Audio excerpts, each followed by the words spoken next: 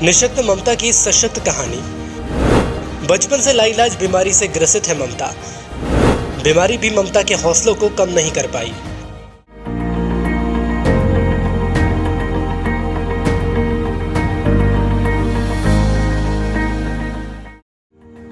जिंदगी की जंग हौसलों से लड़ी जाती है।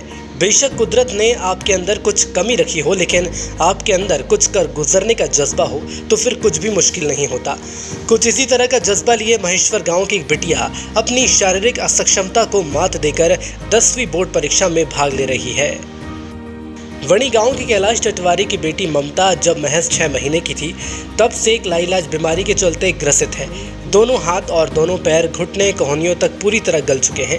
कई डॉक्टरों को दिखाने के बावजूद परिवार को जब पता चला कि इस बीमारी का कोई इलाज नहीं है और एक पल के लिए लगा कि मासूम के आगे का जीवन खत्म हो गया, लेकिन कुदरत की इस बेइंसाफी के आगे न ममता ने हार मानी और न ही उसके परिवार ने।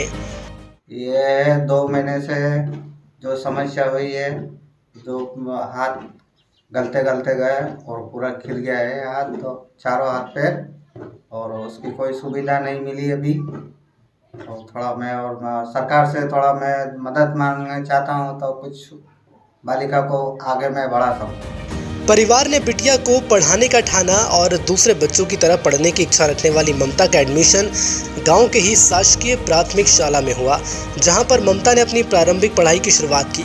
शाला के शिक्षकों ने भी ममता का हौसला कम नहीं होने दिया। दोनों कोहनियों से चौक या पेंसिल पकड़कर वह कॉपी या स्लेट पर आसानी से खूबसूरत हैंडराइटिंग में लिख लेती थी। वर्तमान में ममता 10वीं की छात्रा है और इस वक्त बोर्ड की परीक्षा दे रही है। ममता का सपना डॉक्टर बनना है। कल का पेपर बहुत अच्छा गया है।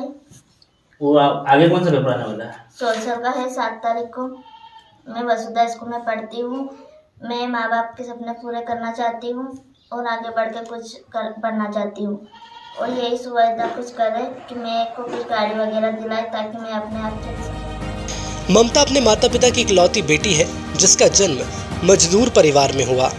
परिवार ने गरीब होने के बावजूद भी इसका असर अपनी बेटी पर नहीं पड़ने दिया। बहुत अच्छा गया है पेपर, और बढ़िया गया है। मेरी लड़की एक ही है, अलीगढ़ स्कूल में पढ़ाने के लिए आगे, और जो पढ़ाई करती है तो मैं पढ़ना है उसको लिखाता हूँ। अभी हमारा कोई सहारा नहीं है, मेरे लड़की है, और लड़की के अलावा और दूसरा कोई सहारा नहीं। यही है मेरा, ये लड़का भी यही है और लड़की भी यही है।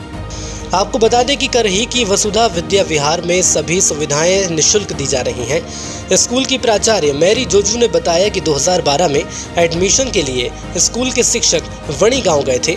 तब ममता और उसके परिजनों से मिले थे। उसका हौसला देखकर संस्था ने उसे निःशुल्क शिक्षा देने की बात कही। उसके बाद से ममता स्कूल में शिक्षा ले रही हैं। हमने उसकी निःशुल्क जो अध्ययन है उसके लिए हमने अपने कदम आगे उठाए, और यूकेजी से लेकर अब तक 12वीं तक वो इस संस्था के द्वारा निःशुल्क पढ़ाई कर रही हैं। उसका जितना भी पढ़ाई का खर्च होता है वो हमारे स्कूल के द्वारा उसका पूर्ण किया जाता है।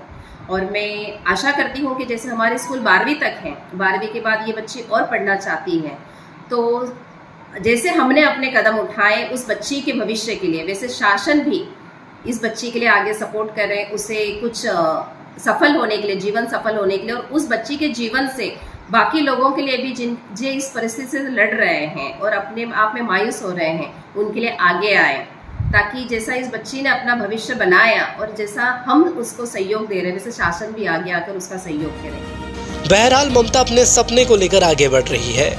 MP लाइव टीवी के लिए महेश्वर से भूपेंद्र सिन्हा की रिपोर्ट।